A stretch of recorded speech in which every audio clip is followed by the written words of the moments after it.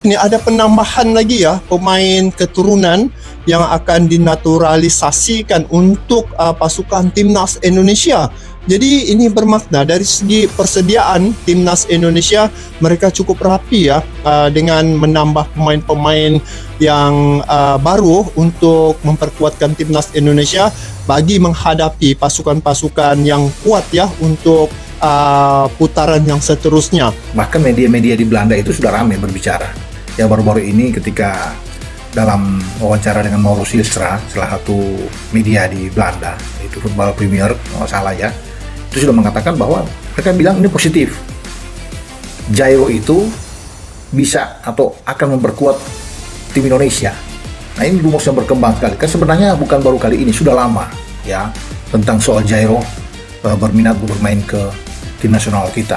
Jairo itu mengatakan bahwa mungkin dia yakin bahwa dia akan memperkuat tim nasional Indonesia. Cuma kita belum pasti kapan itu kan.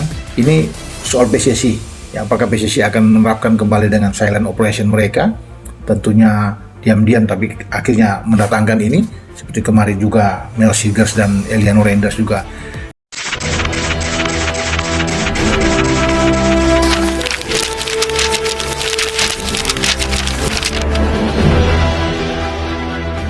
PSSI kian gencar naturalisasi pemain diaspora untuk perkuat timnas Indonesia.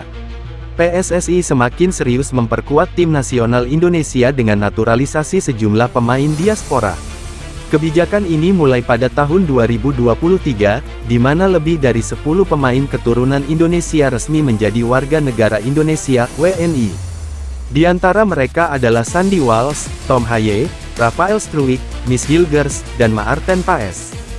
Kehadiran para pemain ini telah memberi dampak positif bagi performa timnas Indonesia yang menunjukkan perkembangan signifikan. Naturalisasi para pemain diaspora dianggap sebagai solusi untuk meningkatkan kualitas timnas, yang selama ini masih berusaha bersaing di level Asia. Kabar terbaru, Kevin Dix berpotensi menjadi pemain berikutnya yang akan menyandang status WNI. Ketua Umum PSSI, Erick Thohir, mengonfirmasi rencana ini melalui akun Instagram pribadinya, menyatakan bahwa proses naturalisasi Kevin Dix sudah di tahap akhir.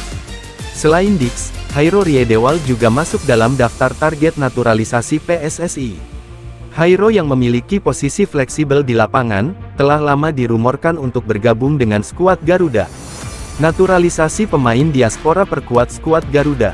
Harapan, kehadirannya dapat memperkuat lini pertahanan sekaligus menambah pilihan taktis bagi pelatih Shin Tae-yong. Tidak hanya Dix dan Riedewald, Pascal Struijk dan Ole Romeni juga menjadi incaran PSSI. Struijk bahkan sudah mendapat lampu hijau untuk bergabung, sementara Romeni masih mempertimbangkan tawaran untuk membela timnas Indonesia. Romeni, yang diharapkan dapat memperkuat lini serang, akan menjadi tambahan berarti jika memilih bergabung. Dengan bergabungnya para pemain diaspora ini, timnas Indonesia diproyeksikan memiliki formasi tangguh yang menggabungkan bakat lokal dengan pengalaman internasional. Kombinasi di lini belakang antara Miss Hilgers, Kevin Dix, dan Jay Ises, misalnya, akan menciptakan pertahanan yang solid. Sementara di lini depan, harapannya Ole Romeni dapat menjadi solusi bagi kebutuhan striker berpengalaman. Upaya naturalisasi ini menunjukkan keseriusan PSSI dalam memperkuat skuad Garuda. Harapan, kombinasi talenta lokal dan diaspora mampu membawa timnas Indonesia ke level yang lebih tinggi dan bersaing di kancah internasional. Timnas Indonesia kini dipenuhi oleh wajah-wajah baru yang membuat banyak orang tertarik. Nama-nama seperti Justin Hubner, Ivar Jenner, Rafael Struijk, Jay Ises, Nathan Chuaon, Tom Haye dan Maarten Paes sering menjadi sorotan. Namun, saat ini masih ada yang mempertanyakan fenomena ini, meskipun mereka telah menjadi warga negara Indonesia. Sebelum itu kita akan sedikit membahas faktor-faktor apa yang memungkinkan mereka bermain untuk negara kita. Isu pemain naturalisasi dan pemain diaspora di timnas Indonesia merupakan topik yang sering diperdebatkan akhir-akhir ini. Masuknya mereka ke timnas Indonesia dianggap akan merugikan pemain lokal. Namun, pandangan ini perlu dikaji lebih dalam. Apa penyebab adanya pemain naturalisasi dan pemain diaspora? Sebenarnya banyak negara Asia seperti Indonesia dan bahkan negara-negara sepak bola besar Eropa lainnya yang telah melakukan hal ini dalam waktu yang lama. Coach Justinus Laksana menanggapi hal ini dalam sebuah podcast-nya di YouTube, dan mengklarifikasi para pemain asing tersebut dengan dua kategori, yaitu pemain naturalisasi dan pemain diaspora. Jadi apa yang membedakan keduanya? Pertama-tama, apa itu pemain naturalisasi? Pemain naturalisasi adalah pemain yang awalnya tidak memiliki kewarganegaraan negara yang ingin dia bela, namun kemudian melalui proses formal barulah dia menjadi warga negara yang sah. Contohnya seperti Marten Paes yang asalnya dari Belanda. Sedangkan pemain diaspora, gampangnya itu adalah pemain yang tinggal di luar negara asal mereka. Pemain diaspora biasanya memiliki nenek moyang yang bermigrasi dari Indonesia. Meskipun mereka tinggal di luar negeri, tetapi pemain diaspora adalah mereka yang punya hubungan dengan Indonesia, baik karena mereka lahir di Indonesia atau memiliki keturunan Indonesia. Contohnya Ivar Jenner, Rafael Struwijk, dan Nathan Chuaon.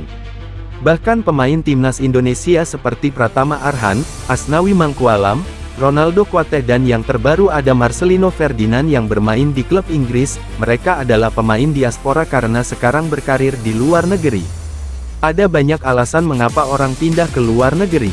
Alasan tersebut bisa bersifat pribadi, peluang karir, alasan ekonomi, atau bahkan kondisi politik. Ada begitu banyak hal yang bisa kita pelajari jika kita pergi ke luar negeri, dan tidak semua orang berkesempatan untuk melakukannya. Warga diaspora seringkali memiliki akses ke pendidikan, teknologi, pengalaman, dan peluang kerja yang lebih baik di negara tempat mereka tinggal. Hal ini membantu mereka meningkatkan keterampilan dan pengetahuan mereka, yang dapat berguna ketika mereka kembali ke negara asalnya. Ketika tinggal di luar negeri, kita akan mendapatkan pengalaman internasional yang memperluas wawasan kita.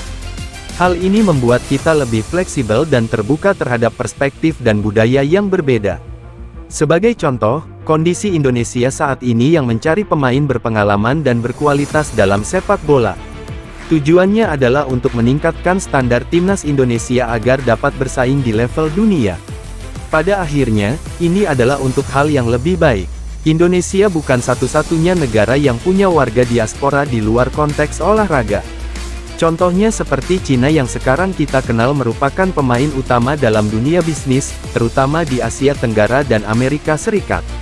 Mereka telah melakukan pekerjaan yang baik dalam membangun jaringan ekonomi yang kuat serta menghubungkan dunia dengan tanah leluhur mereka. Hal ini menunjukkan bahwa pemain diaspora bukan hanya sekadar orang asing di negara lain. Mereka membawa pengaruh global dan tetap mempertahankan identitas budaya mereka.